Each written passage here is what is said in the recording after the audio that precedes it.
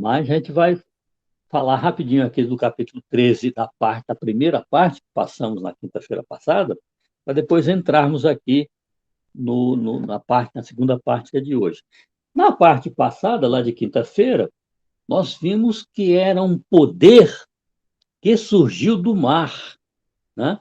Ou seja, um poder, mar em profecias, significa povos, tribos, nações, línguas. Isso está lá no Apocalipse 17, no versículo 15. Diz que águas em profecia são povos. Então, este poder que surgiu do mar, ele surgiu numa região densamente povoada, densamente povoada. E ela tinha, esse poder tinha 10 chifres, que são os 10 povos bárbaros que tomaram Roma, nós já sabemos disso, nós estamos falando disso há muito tempo, os 10 povos bárbaros que vieram do norte da Europa e tomaram Israel, militar. Oi, querida. licença, licença. Esses povos bárbaros, por que dá esse nome bárbaros? Vou te dizer já. Deixa eu aumentar o meu volume aqui um pouquinho, agora sim. Ô, Luciana, esses são chamados bárbaros porque os romanos eles tinham uma nacionalidade muito forte, né? E Sim. qualquer pessoa que não fosse romana era considerada um bárbaro, era considerada uma apátrida, era considerada fora da sociedade, era considerada uma pessoa que não estava ligada à parte educacional, à parte da cultura, à parte da sociedade. Então, eram chamados de povos bárbaros, aqueles que não eram romanos. Por exemplo, os judeus chamavam aqueles que não eram judeus de gentios. O gentio era aquele que não era judeu e era considerado uma pessoa fora da sociedade, fora da cultura, fora da religião, analfabeta. E os Sei, romanos, poderia até ser romano, mas estavam fora da sociedade, digamos assim, da elite. exatamente, os judeus consideravam os romanos gentios, porque os judeus achavam que só eles eram o povo escolhido de Deus, né? Assim como os romanos chamavam os judeus de bárbaros. Qualquer pessoa, qualquer povo, língua que não fosse da, da, da, da política romana, da cidadania romana, eram chamados de bárbaros. E realmente esses povos bárbaros, eles eram realmente bárbaros, porque eles matavam, trucidavam, enforcavam as pessoas, cortavam a cabeça, botavam em cima de uma estaca, né? Eles usavam métodos tremendos de os conquistados, escravizavam os conquistados. Então, eram realmente umas pessoas fora da elite, como você falou, fora da sociedade, fora da cultura, fora da inteligência, e só praticavam atos realmente bárbaros. Né? Então, esses 10 chifres aqui são os 10 povos bárbaros, chamados assim pelos romanos, que tomaram Roma a partir do quarto século, 350 mais ou menos, até 476, quando eles tomaram totalmente, militarmente e politicamente, tomaram Roma. Mas antes que isso acontecesse, a parte política saiu de Roma ocidental e foi para Roma oriental, lá em Constantinopla, às margens do Mar Negro. Isso aqui é bom que a gente fica sabendo um pouco de geografia também, né? Eles foram habitar. O Constantino fundou Constantinopla, lá às margens do Mar Negro, por volta do ano 330, fundou lá, e quando Roma, em 476, foi eliminada pelos povos bárbaros, aí a parte política, ou seja, o Senado romano, toda a parte política e toda a parte cultural, né, fugiu lá para, não fugiu, mas eles foram lá para Constantinopla. Em Roma só ficou a parte da igreja, só ficou em Roma a igreja, que vai se tornar um poder religioso e político. Né? Por quê? Os povos bárbaros que conquistaram Roma, eles vão ser conquistados para o cristianismo através do sistema religioso romano. Eles vão ser catequizados, eles vão ser colocados nas fileiras cristãs pelos romanos, pela igreja romana. Então, a igreja tem uma grande parte na conversão dos bárbaros. Eles se tornam um povo realmente cristão, né? Então, ele diz aqui que esse poder tinha 10 chifres, que eram os 10 povos bárbaros que vieram e tomaram Roma, e 7 cabeças. Essas 7 cabeças são referência a 7 povos que oprimiram o povo de Deus no passado. O Egito oprimiu o povo de Deus, a Síria oprimiu o povo de Deus, Babilônia oprimiu o povo de Deus, Medo-Persa oprimiu o povo de Deus, a Roma imperial oprimiu brutalmente o povo de Deus, e Roma papal vai ter 1260 anos, como vimos aqui, um tempo, 2 tempos e metade de um tempo, ou 42 meses, ou esse 1260 anos de opressão político-religiosa contra o povo de Deus. Depois nós vimos aqui que ele vai ter muitas, esse poder surge com muitas consequências, né, contra aqueles que não admitiam, que não seguiam os seus dogmas. Eles vão ser perseguidos por um período de 538, quando o Justiniano, imperador do Oriente, ele nomeia o Papa Virgílio em Roma, lá em Roma, como sendo o Papa de todas as dioceses do Império, e a partir daí, 538 até 1798, vai haver uma perseguição contra aqueles que não se adequam aos dogmas da Igreja, do sistema religioso romano. É isso que está dizendo aqui. E depois nós vimos que eles vão prosperar, vão falar muitas coisas, tem aqui uma parte onde foi-lhe dado uma boca que proferia arrogância e blasfêmias. Nós vimos as blasfêmias lá em Lucas 5:21. Lucas 5:21, Cristo está com os saduceus e os fariseus, né? E Cristo vai, lá em Lucas 5:21, perdoar pecados. Então, os fariseus e os saduceus, mas como é? Você é humano, nós vamos apedrejar você, porque você é humano e está perdoando pecados. Somente Deus pode perdoar pecados. Então, trazendo isso para o campo da Igreja romana, nós vimos que ao longo do Concílio de Trento foram criadas várias instituições. Uma delas foi que o sacerdote pode ouvir a confissão, o padre pode ouvir a confissão e conceder a penitência, que vai ser o perdão. Somente Deus pode perdoar. E depois nós temos em João 10:33, uma outra blasfêmia, que quando os saduceus, Jesus disse que ele é filho de Deus, ele é Deus, e ele realmente era, e eles tentaram apedrejar Jesus. Porque nós vamos apedrejar porque você, sendo homem, está se colocando no lugar de Deus, está dizendo que você é Deus. Então, trazendo isso para o sistema religioso romano, também nós vimos, desde Paulo III, desde Leão XIII, na tradição da igreja, afirmando que o chefe da igreja romana, se intitula o vigário de Deus na terra, é o representante, o próprio Deus na terra. Isso realmente vem contra esse verso 5, que diz que houve blasfêmias. E, finalmente, nós temos aí que esse sistema iria, finalmente, cair através da prisão do Papa Pio VI, em 1798, quando a Igreja Romana vai perder as dioceses, vai perder os conventos, vai perder os monastérios, vai perder as universidades, vai perder as terras, perde o dinheiro, e o Papa perde o poder quando Napoleão Bonaparte manda prender o Papa e levar para a França. Então, isso aí foi o resumo geral daqui do capítulo 13 da primeira parte.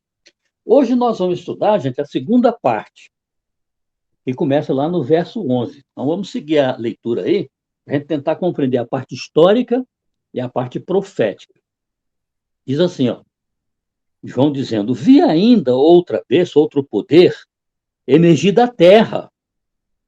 O primeiro poder emergiu do mar, de uma região densamente povoada, com muitas nações.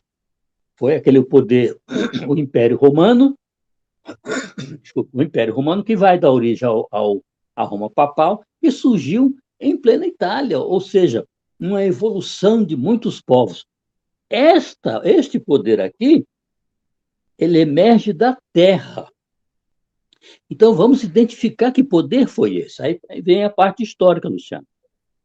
Nós precisamos, então, voltar lá para a Inglaterra do início do século XVI, quando a Inglaterra aceita a reforma de Lutero.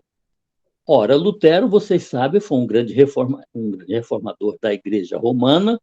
Ele era um monge agostiniano. Ele viu tantas coisas erradas na igreja quando ele foi a Roma, viu padres com filhos, viu padres com mulheres, viu os prelados, os cardeais bêbados, viu tanta coisa que ele quis arrumar a igreja. Ele colocou 95 teses lá na Universidade de Wittenberg, na Alemanha, onde ele morava, tentando consertar os erros da igreja. Só que a igreja não aceitou.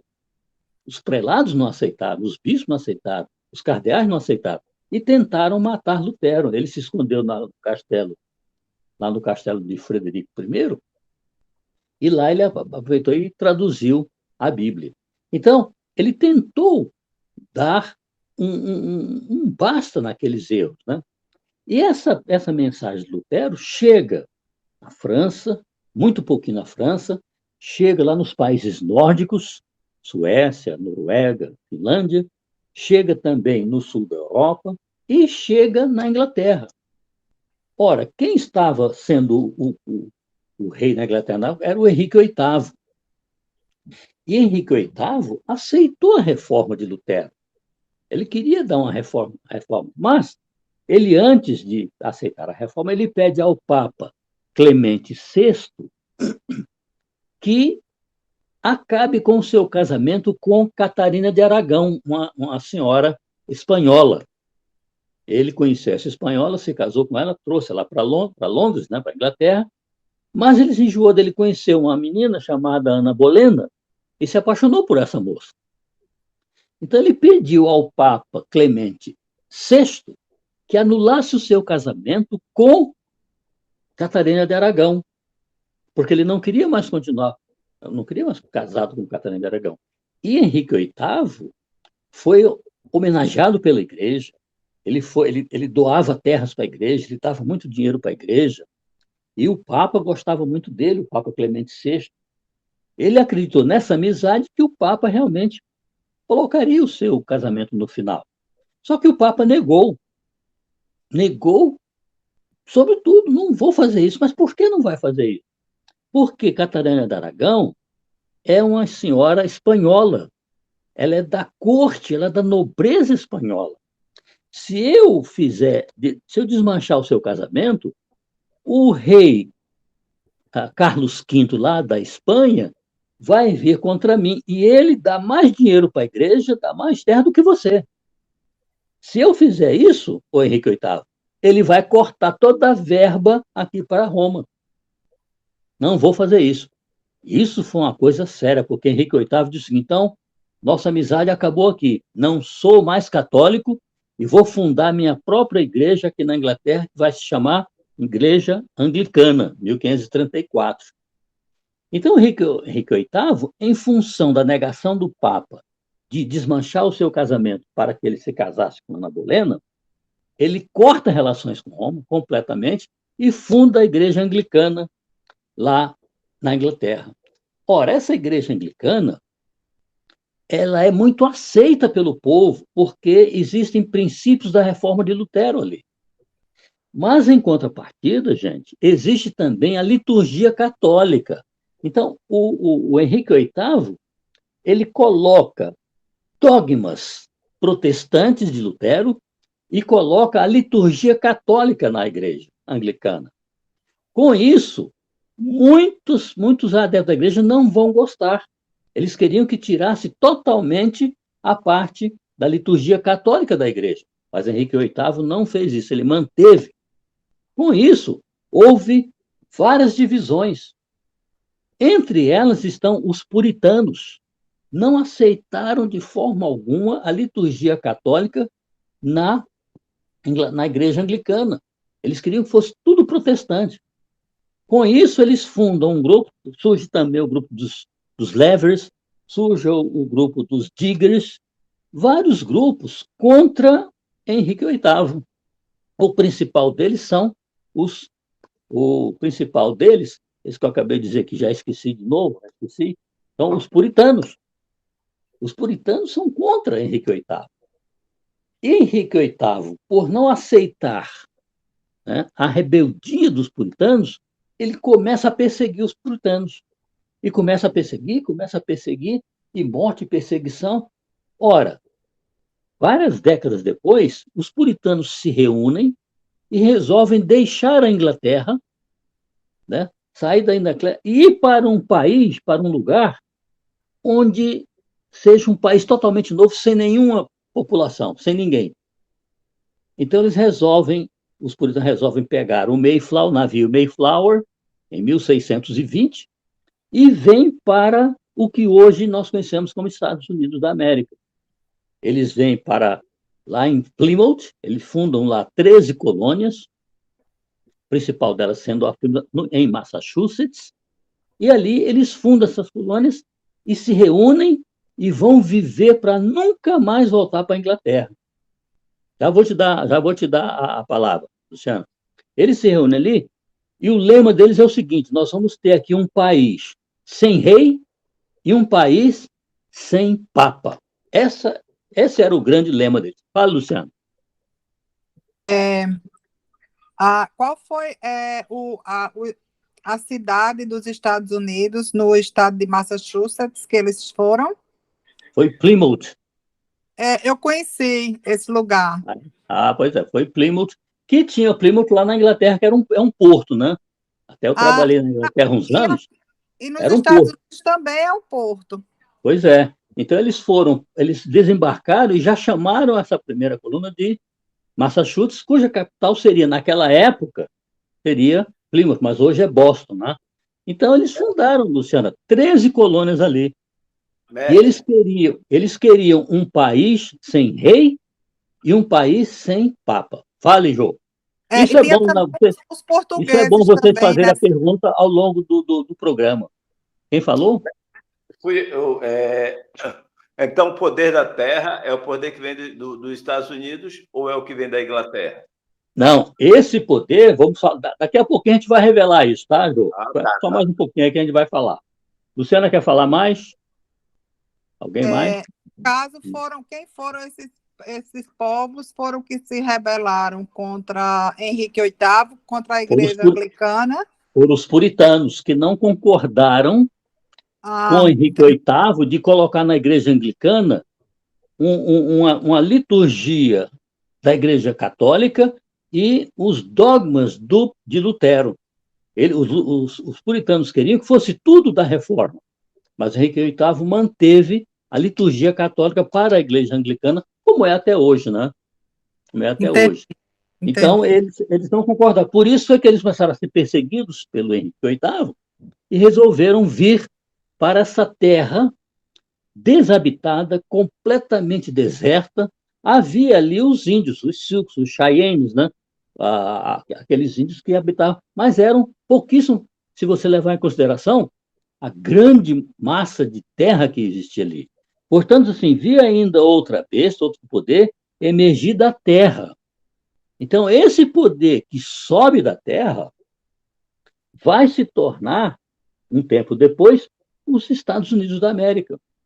Então, nós temos agora dois grandes poderes. Um poder que surgiu do mar, lá das nações europeias, e esse poder que surge agora de um lugar totalmente desabitado, sem população, sem ninguém. Onde vão os ingleses para lá, fundam as 13 colônias, guerreiam contra a Inglaterra não quer que eles sejam independentes. A Revolução Americana, que é vencida em 1783. Em 1776, na realidade, eles vão ser independentes, né? A Inglaterra vai reconhecer a independência dos Estados Unidos da América, e eles vão ser, a partir dali, um país que vai entrar numa ebulição de progresso nunca vista em todo o mundo até então. Até hoje, naturalmente. Então, concluindo aqui. Então, Jô, tá ok? Na realidade, esse poder que surge da Terra serão, na realidade, os Estados Unidos da América. Esse animal que surgiu possuía 2 chifres. Está aqui, ó. Possuía 2 chifres, parecendo cordeiro. Vamos entender isso aqui, que é importante para a gente. Este animal, ou seja, esta terra, este país que está se formando, ele possuía 2 chifres, esse animal.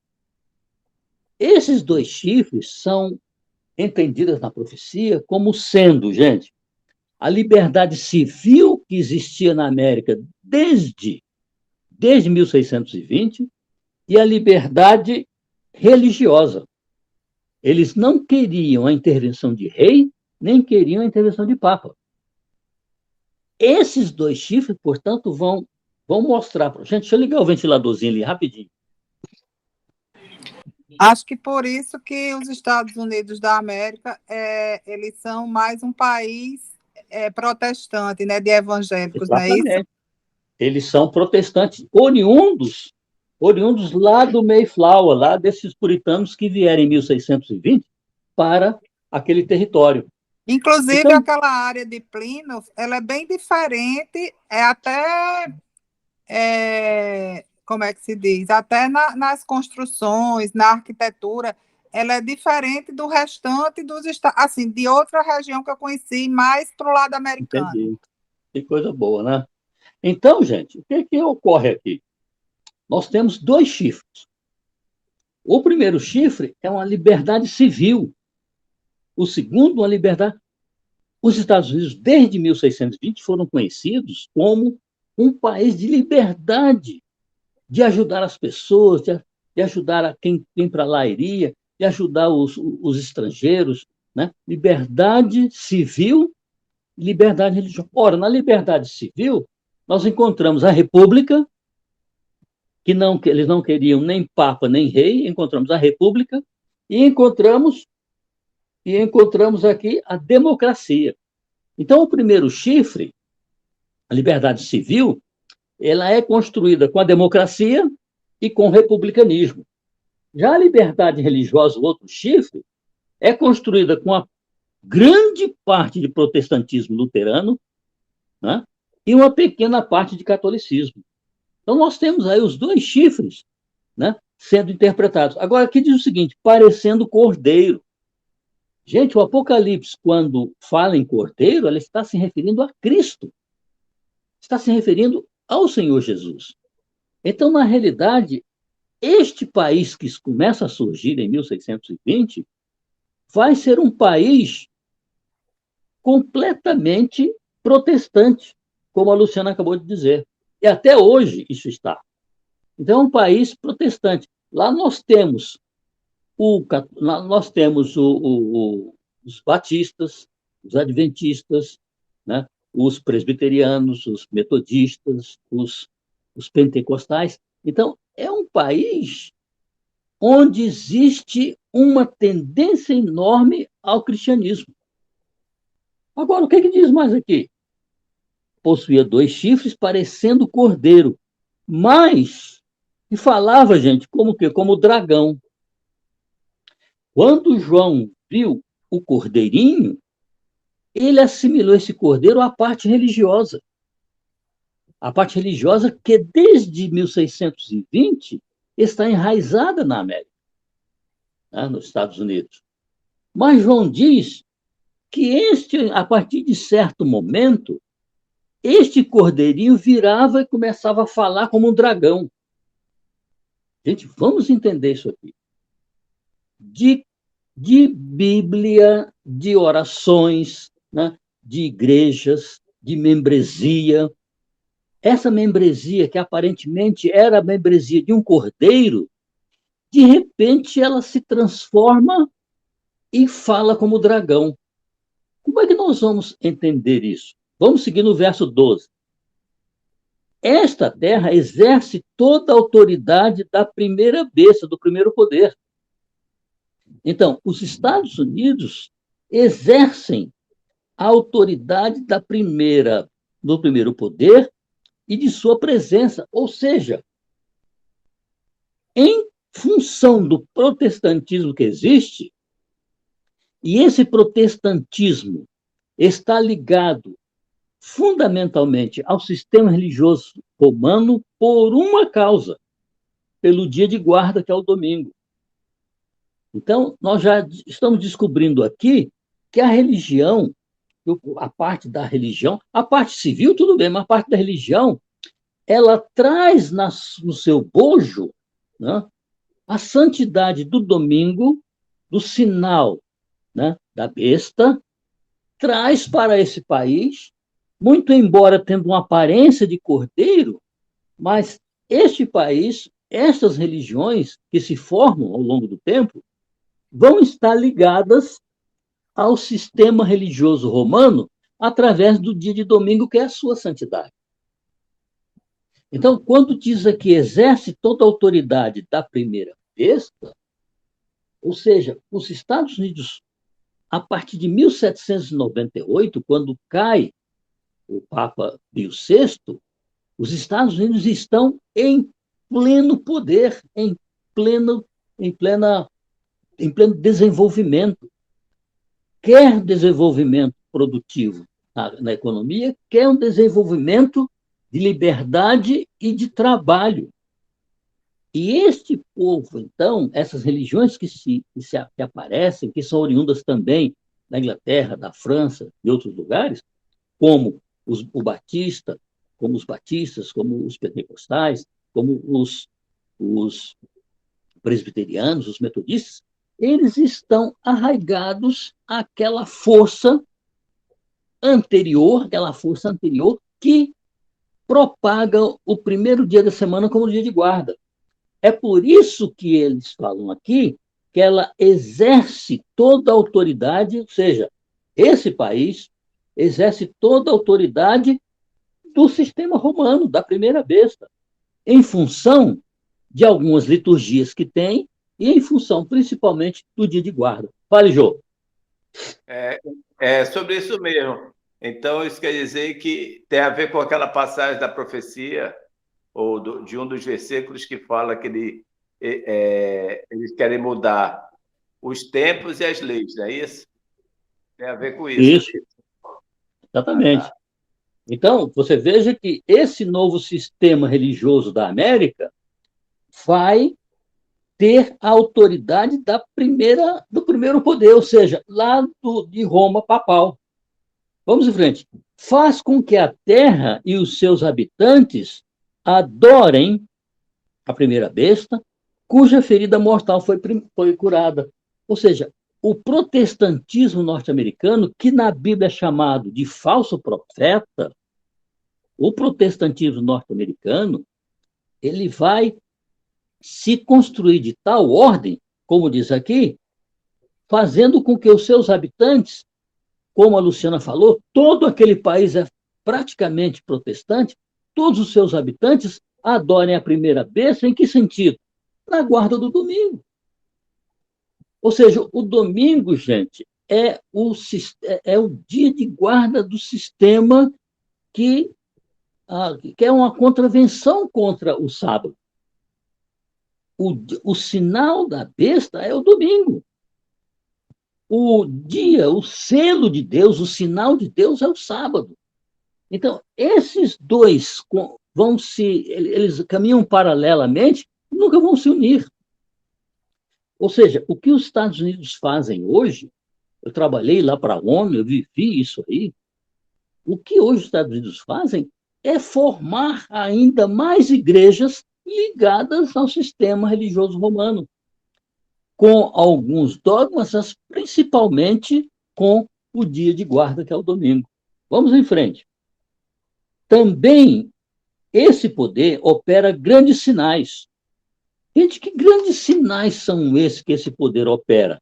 Eu escrevi aqui alguns que peguei lá da nossa lá na América, primeiro sinal que ela tem, gente, a maior tecnologia do planeta, sendo desenvolvido desde 1800 até agora. A partir de 1800, os Estados Unidos têm um crescimento enorme, maior tecnologia. O sistema político da América é um primor. Muito embora tenhamos agora lá o Trump tentando desorganizar isso, depois temos, né, a maior economia do mundo. A maior economia do mundo. Depois temos o maior. Não estou entendendo minha própria letra aqui. O maior militarismo, sistema, o poder militar, tanto no Exército, quanto na Aeronáutica, quanto no Exército e Marinha. Eles são os mais poderosos em todo o mundo. São os sinais que mostram do poder que esse país tem. Aqui diz, ó, também opera grandes sinais.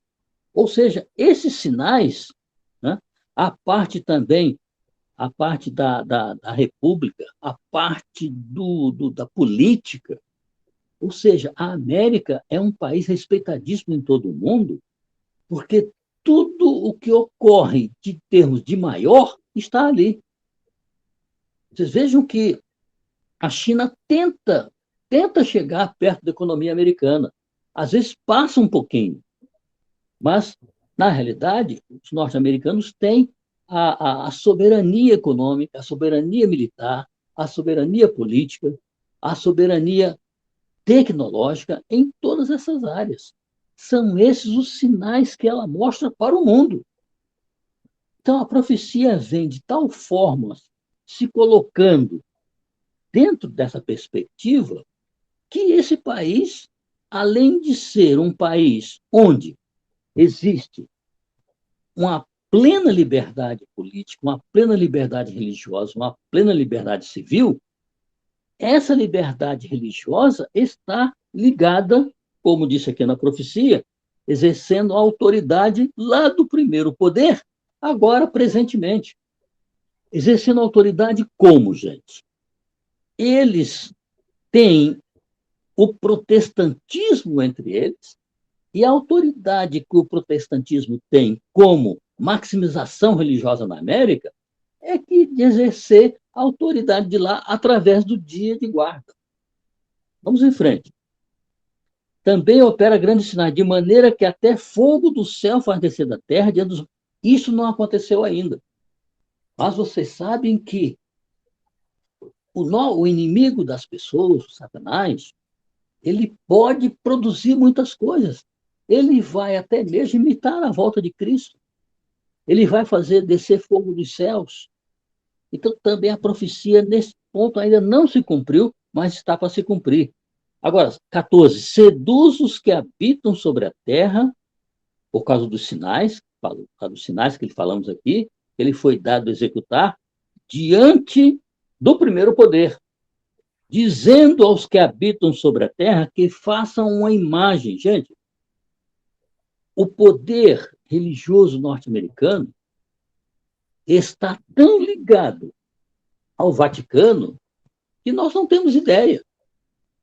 As grandes visitas do Papa, que eu me recordo bem, do Papa João Paulo II, do Papa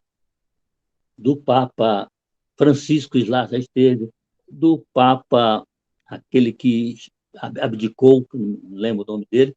Então, eles vão à América para estreitar as amizades religiosas. É o que está dizendo aqui, ó, né? Seduz os que habitam sobre a terra por causa dos sinais que ele foi dado a executar diante da primeira bênção. Quais são os sinais, gente? São esses sinais que vimos aqui, sinais políticos, econômicos, religiosos, que estão ligados, basicamente, quase todos lá ao Vaticano. Lembro-me quando João Paulo II foi aos Estados Unidos, foi uma festa enorme. Lembro quando o Papa, acho que foi o João Paulo II, que visitou Obama. Então, essas visitas existem para estreitar mais o relacionamento entre os Estados Unidos, a besta que subiu da terra, e o Vaticano, a besta que subiu do mar. Agora, diz assim, ó, dizendo que aos que habitam sobre a terra que façam uma imagem à besta. O que é essa imagem, gente? Vamos relatar aqui o que significa, na realidade, essa imagem. Nós temos, na realidade, dois grandes pontos para a imagem. O primeiro ponto está no que houve lá no passado, que vai haver agora. Notem bem, o que houve lá no passado, no quarto século? Constantino, ele promoveu um decreto dominical. Ele exigiu em março de 321, que todas as famílias da terra guardassem o primeiro dia da semana. O decreto dominical de Constantino, em 321. Aqueles que não se adequaram a esse decreto, como os valdenses, os huguenotes, os próprios puritanos, né? os valdenses, huguenotes, puritanos, albigenses e muitos outros, eles foram extremamente perseguidos pelo regime imperial romano, porque não aceitaram o dia de guarda do domingo. Então, o primeiro ponto da imagem é lá no passado. Houve um decreto dominical, houve uma perseguição e houve depois um decreto de morte. Então, um decreto dominical, uma perseguição cruel, um decreto de morte. Ora, transliterando isso para os nossos dias, nós teremos, como diz aqui no verso 15 e 16, nós teremos um decreto dominical, como está confirmado aqui no 15 e 16, vamos estudar daqui a pouquinho, um decreto dominical. Para os que não aceitarem esse decreto, haverá uma perseguição cruel e depois haverá um decreto de morte. Isso tudo produzido pelo segundo poder que emergiu da terra. Roma não tem nada a ver com isso, gente. Os decretos, as perseguições serão emanadas a partir dos Estados Unidos da América, como vamos ver daqui a pouquinho.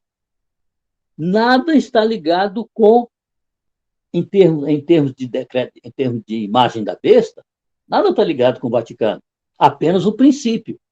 Então, os Estados Unidos, muito breve, aliás, já está pronto o decreto dominical, já está na mesa lá do Joe Biden, ele já está pronto há muitas décadas, basta apenas assinar. Existe um decreto dominical e houve no passado um decreto dominical. Depois nós teremos uma perseguição para aqueles que não aceitarem, como foi lá no passado, e depois um decreto de morte para aqueles que não aceitarem. Exatamente como estou. Então, a imagem é uma nova edição, é um novo retrato, é uma nova edição daquilo que houve lá no quarto século. Essa é a primeira parte. Agora, a segunda parte, mesmo, que está havendo agora, a produção da imagem da primeira besta na segunda besta é, primeiro, a união do catolicismo com o protestantismo norte-americano. Isso nós já estamos vendo. Porque sacerdotes, padres já estão pregando em igrejas protestantes, mesmo aqui no Brasil, e pastores protestantes já estão pregando lá nas missas católicas. Isso já é uma realidade.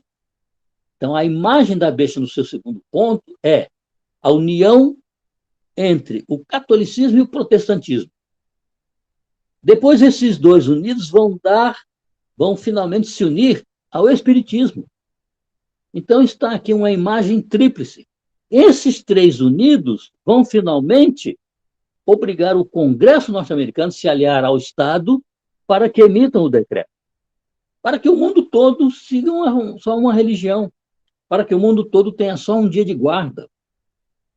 Então, são dois pontos a imagem da besta, que está sendo praticada lá na América atualmente. Primeiro, o que houve lá no passado, um decreto dominical, uma perseguição, um decreto de morte. Houve lá no passado, vai haver daqui a pouco aqui.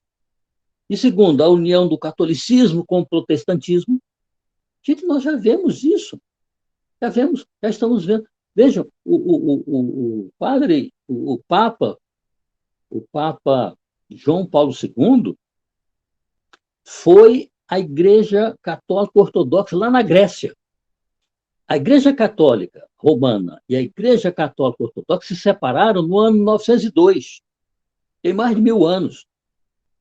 João Paulo II, juntamente com Obama, conseguiram novamente a amizade entre as duas igrejas.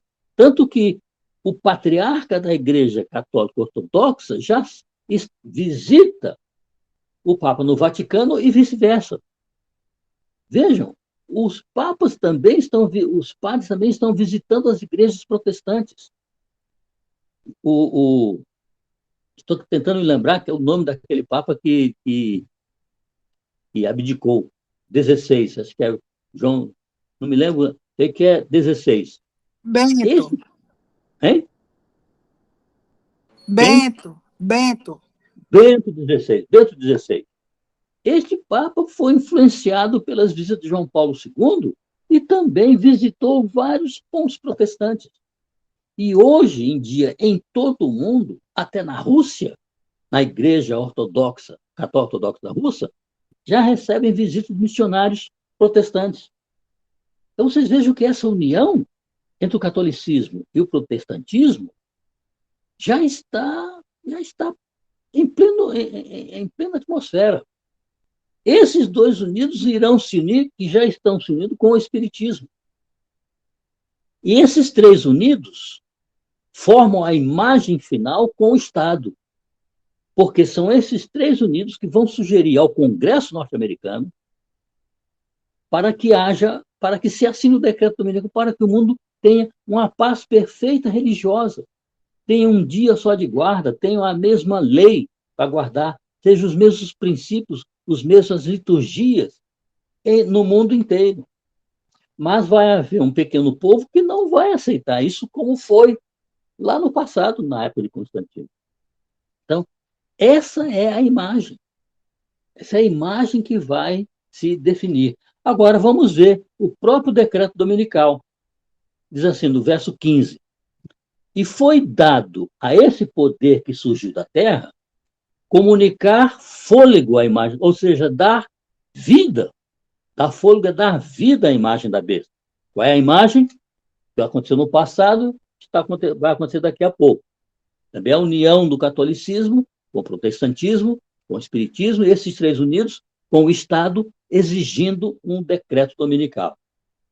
Então, e foi-lhe dado comunicar fôlego, vida a essa imagem, para que não só a imagem falasse, ou seja, essa imagem, os três unidos vão falar, vão exigir do Congresso norte-americano um decreto. Não só a imagem falasse, como ainda fizesse morrer quantos não adorassem a imagem que se formou. Que imagem? A união das igrejas. Ou seja, veja que está muito claro aqui o decreto dominical. E foi-lhe dado comunicar vida à imagem, para que não só a imagem falasse, como ainda fizesse morrer quantos não adorassem a imagem da besta. A imagem, vou repetir, é a união do catolicismo com o protestantismo, com o espiritismo e esse Estado. Essa é a imagem. E esses três vão exigir do Congresso norte-americano, do Senado, ali o decreto dominical que já está pronto. Exigir apenas a assinatura. Ou seja, nós vemos aqui a estampa do decreto. Verso 16. A todos, os pequenos e os grandes, os ricos e os pobres, os livres e os escravos, faz que lhes seja dada certa marca sobre a mão direita ou sobre a fronte, para que ninguém possa comprar ou vender. Uma marca sobre a mão ou sobre a fronte. Gente, o que significa isso? A marca do poder romano é o domingo. Então, aqueles que não vão mais trabalhar aos domingos recebem o sinal em suas mãos. O trabalho, cessa o trabalho. E também, recebendo nas mãos, receberão na mente. É o que diz aqui.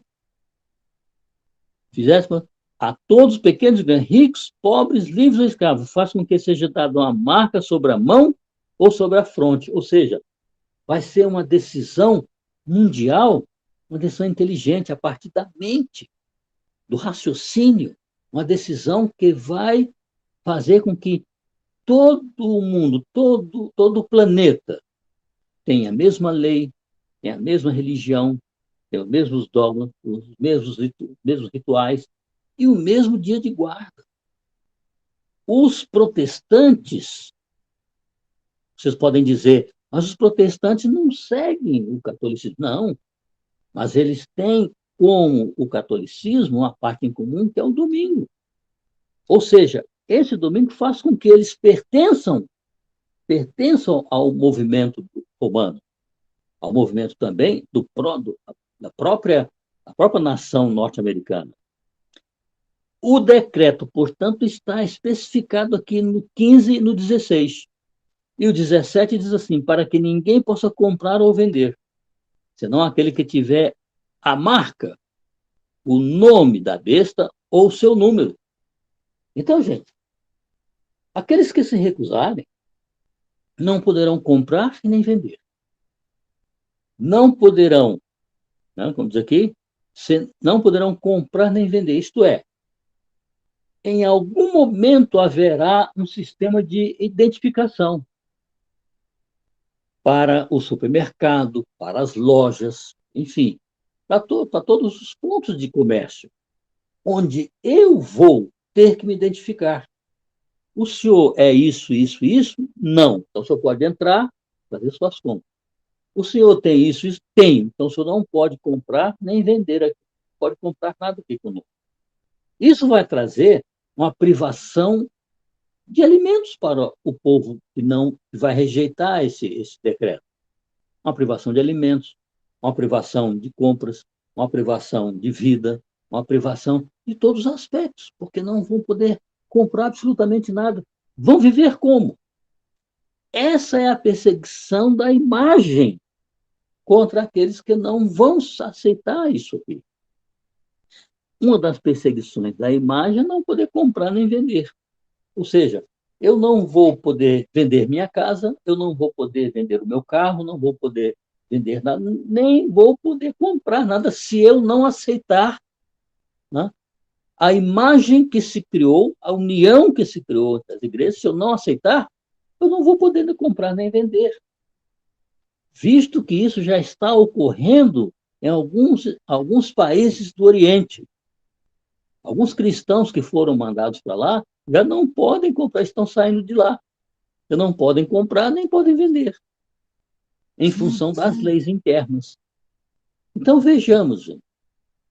Este é o grande poder do norte-americano como o segundo poder, exercendo o poder do primeiro poder que surgiu do mar lá na América. As pessoas estão sendo condicionadas a aceitar as liturgias romanas, as liturgias católicas nas suas igrejas, e, fundamentalmente, seguir o dia de domingo, que é o dia da santidade do domingo, pelo sistema religioso de adoração. Ao final de tudo, gente, o que vai persistir é a adoração. Ou eu adoro aquilo que Deus me concedeu para adorar, ou eu adoro um sistema unido de religiões que é uma contrafação contra aquilo que Deus elaborou. É sério isso? Por quê? Porque eu não poderei conviver dessa forma. Ou seja, aqueles que não aceitarem terão que ir para o campo, para as montanhas, para as colinas, voltando a repetir aquilo que houve na perseguição papal ao longo de 1260 anos. Os cristãos simplesmente foram para as montanhas. E o que teremos que fazer agora, para que não sejamos perseguidos nem mortos pelos decretos que virão, ir para as montanhas, morar nas fazendas, morar, né, no campo, contando que a perseguição não chegue lá. Então, o ponto nevrálgico do Apocalipse 3, a segunda parte, é o animal que surge, né? O animal que surge da terra, um lugar desabitado, tem 2 chifres. Um dos chifres é a liberdade civil, que é a democracia e o republicanismo. O outro é a liberdade religiosa, que é o pequeno catolicismo e o grande protestantismo que existe lá. E esse protestantismo aliado ao primeiro poder, que é o Vaticano, estão promovendo coisas tremendas ali. E virá certamente o que diz aqui no 15:16. Ele foi comunicado fôlego à besta, ou seja, vida para a besta, para que não só a imagem falasse, que imagem? A união, como ainda fizesse morrer a quantos não adorassem a imagem da besta. Ou seja, a imagem, como eu disse aqui, lá no passado foi um decreto dominical, foi uma perseguição para os que não aceitaram, e foi um decreto de morte. Agora haverá um decreto dominical, uma perseguição para aqueles que não guardarem isso, e um decreto de morte, como está bem claro aqui, como ainda fizesse morrer quantos não adorassem esta união de igreja entre o catolicismo, o protestantismo, o espiritismo, e esses 3 unidos se unem ao Estado para exigir o decreto. Agora vamos a um ponto final, que está aqui, o verso 18. Aqui está a sabedoria. Aquele que tem entendimento, calcule o número da besta, o número desse poder, pois é o número de um homem, e o seu número é 666. Gente, eu mandei para vocês aí, não sei se vocês viram, um diagrama que foi utilizado durante muitos anos, muitas décadas, para identificar este número, que é o número de um homem. Aqui diz, aqui está a sabedoria. Aquele que tem entendimento, calcule o número, sabe? Pois é um número de homem. Ora, esse número é 666. Há muitas décadas no passado, né, havia uma tiara que o chefe da igreja romana utilizava. E supostamente estaria em termos de cruz, né, os seguintes dizeres: Vicarius, Filii Dei. Ou seja, vigário, substituto do Filho de Deus. Como vocês podem notar por aquela imagem, se nós somarmos os algarismos romanos, vai dar 666. Todavia, estudos mais aprofundados notaram que nunca, na realidade, houve esse escrito na tiara do chefe da igreja romana. Descobriu-se isso. Então, eles buscaram uma outra explanação. A outra explanação está lá em Daniel 3, quando Nabucodonosor construiu uma grande imagem de ouro.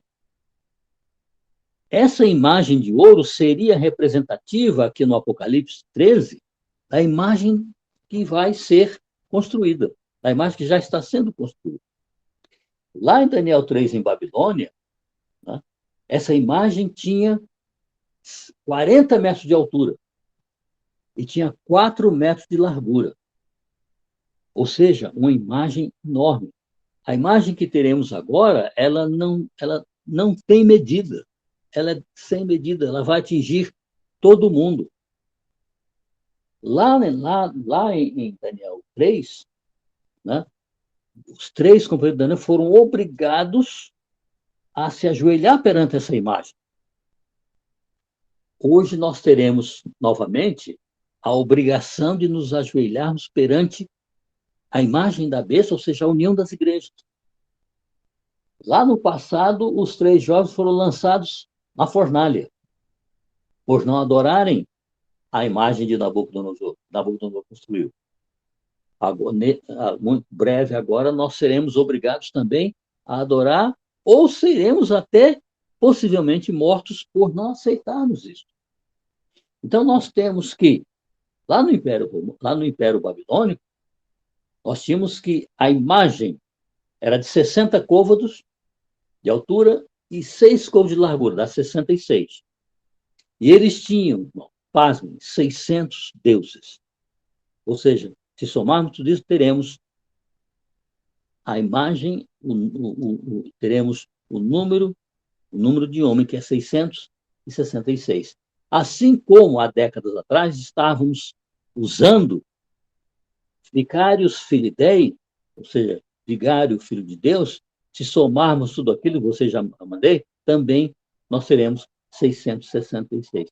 Portanto, não resta dúvida de que a primeira imagem, aquela que se levantou, né, do mar, muitas nações, aquela imagem está ligada ao chefe da igreja romana, que é um homem, que diz, ó, pois é um número de um homem. Ora, esse número 660 é um número de um homem. Assim como 666 está ligado a Nabucodonosor, 666 está ligado hoje ao chefe da igreja romana. Isso não nos deixa dúvida que esse é o poder. Seguido o poder norte-americano, que está fazendo com que as leis do Vaticano sejam aplicadas às leis norte-americanas em termos religiosos para todas as denominações que lá existem. Portanto, gente, ao final de tudo, o que nós compreendemos disso? Que vai haver uma união, uma imagem, houve no passado uma união entre os católicos, entre os protestantes, entre o espiritismo, que já está existindo, que já é um fato real. Esses três unidos irão se unir ao Congresso norte-americano, ou seja, a Câmara dos Representantes e o Senado, e exigir desse Senado e dessa Câmara de Representantes a assinatura do decreto dominical para que haja paz no mundo em termos religiosos, para que haja uma só lei, um só batismo, um só Senhor e um só dia de guarda, que é o domingo. Esta é a mensagem de Apocalipse 13, que ao final de tudo, a união entre as igrejas, a união com o Estado, vão promulgar um decreto e para que haja a união geral de todas as igrejas. Só que muitos, aí a desejo hoje para nós, só que muitos não vão concordar com isso. Não concordando, a gente vem aqui para o versículo 17, para que ninguém possa comprar ou vender, senão aquele que tem a marca ou nome. E tem também aqui no 15, lhe foi dado comunicar espírito à besta, como ainda fizesse morrer quantos não adorassem a imagem da besta. Então, há um decreto que pode ser um decreto de morte para aqueles que não se juntarem a esses decretos. Então, minha gente, essa é a mensagem de Apocalipse 13. Agora podemos aí levantar nossas dúvidas, nossos questionamentos e comentários também. Quem quer começar? É um estudo duro, né? É um estudo duro, mas a gente tem que falar, tem que dizer o que está aqui escrito. Foi interpretado para nós, a revelação de Cristo para nós, a gente tem que falar, né? Para mim ficou tudo claro, não fiquei com dúvida não, Israel. Pois é, que bom, né? Porque realmente é uma coisa que não tem como a gente recusar, porque tudo está dentro da história e tudo está dentro da profecia. Não há como a gente recusar. Jô, você quer falar alguma coisa aí para a gente? Não? Sobre esse vídeo que tu mandaste aí, falando sobre o número, eu não entendi direito, não, porque no início fala sobre o filho, o vigário, né? Isso, vigário filidei. Né? Que já foi, essa já foi uma. Como não se achou, olha só, Jô, não se achou na mitra, lá na tiara do Papa, não se achou isso, e muita gente dizia que havia isso, mas não se achou. Como não se achou, não se pode aplicar uma coisa que não é realidade. Muito embora exista o Vicário Spirit Dei, né, 666, mas não está lá. Então, os estudantes da Bíblia foram procurar lá no Velho Testamento e acharam interpretaram Nabucodonosor como sendo, né, a parte anterior que vai se cumprir agora, que também dá 660, são 60 covos, são 6 covos de 60 de altura, 6 de largura, e são 600 deuses que eles têm, que foi provado isso na história, na arqueologia. Então, estão 666 lá de Babilônia, que vai se refletir aqui. Já que nós não temos prova que isso está, como diziam no passado, que isso estava em uma das mitras do chefe da igreja católica, a gente abandonou. Isso é que ele quer dizer, entendeu? Como não houve prova disso, então, se não prova, não podemos utilizar. Então, fomos para a prova de Nabucodonosor, lá de Babilônia, que Babilônia vai se refletir agora. Lá no capítulo 17, nós vamos ver que Deus aconselha, Deus diz, sai dela, povo, sai de Babilônia, povo meu. Vai ser outra prova que teremos, né? Deus vai exigir que o povo que está na Babilônia saia dela. E Babilônia é a confusão religiosa e tantas igrejas protestantes que existem. Sai dela e vem para mim. Deus está dizendo, sai dela, povo meu, sai da Babilônia. A Babilônia é utilizada hoje como sendo confusão religiosa, né? Como sendo permissividade religiosa, perplexidade de tantas religiões que existem em nome de Deus. Eu estou convidando para sair e escolher um povo onde tenha, né, o testemunho de Jesus e seja um povo perseverante. E guardem a lei de Deus, né? Era isso que você queria falar, Jô? Era isso mesmo. E... Não, pode falar. A Desirê, põe novamente aí, Desirê. Para mim, você pôs aqui esse comentário, saiu rápido, não deu nem tempo de ler direito. Diz que os ubandistas e... Ela vai colocar. Então, é isso, né, Jô? Não se pode colocar as profecias em jogo. Tem que ter provas. Muitos espíritos umbandistas amam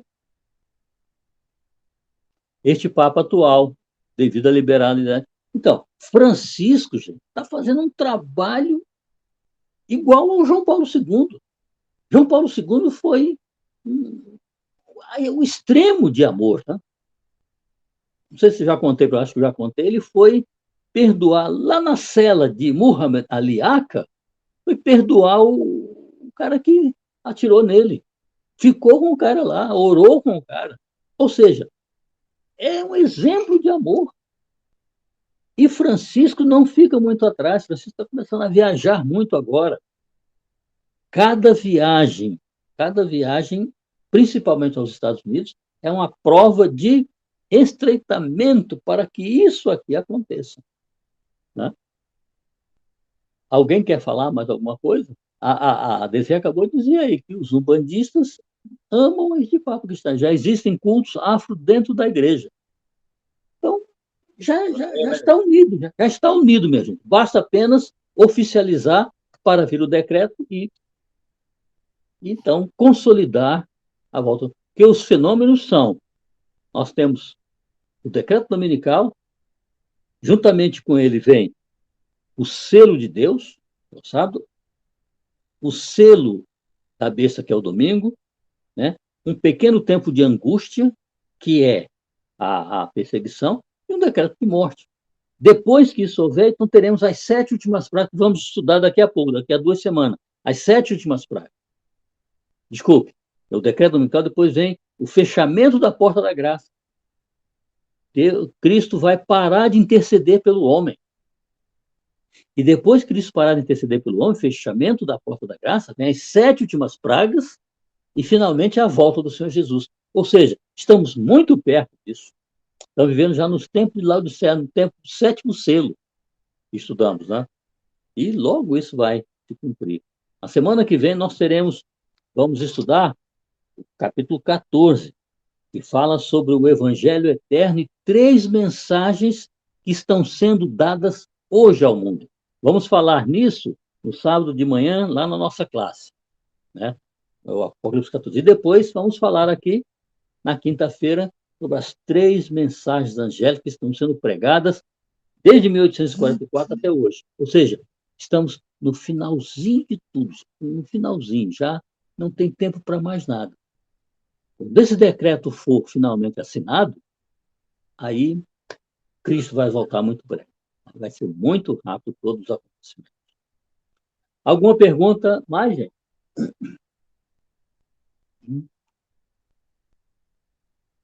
Não, ninguém quer fazer um comentário?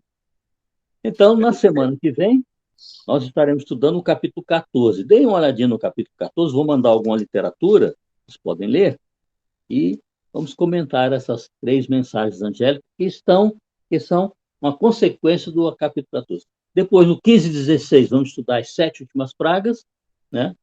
17 é um capítulo muito denso, muito difícil de compreender, mas Deus vai nos ajudar a compreender, né? 17 e 18. 19 e 20 é o milênio, é a volta de Cristo, e 21 e 22 é a Nova Jerusalém, que vamos estudar aqui quando da terceira vinda de Cristo.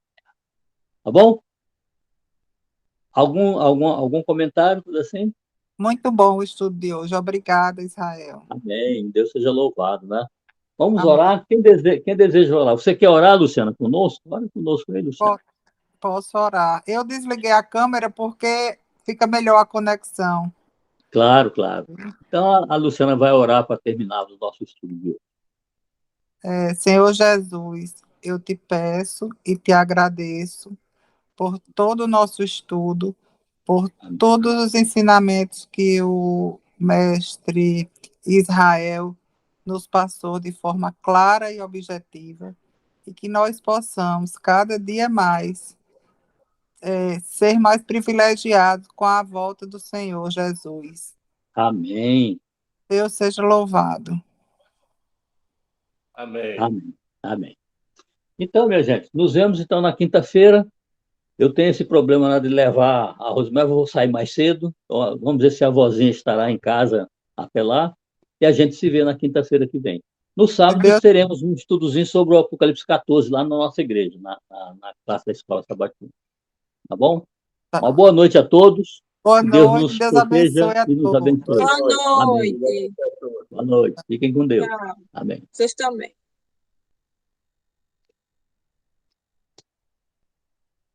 Faltou o print. Desires, pode fazer um print? Alguém pode fazer um print aí? Para mandar?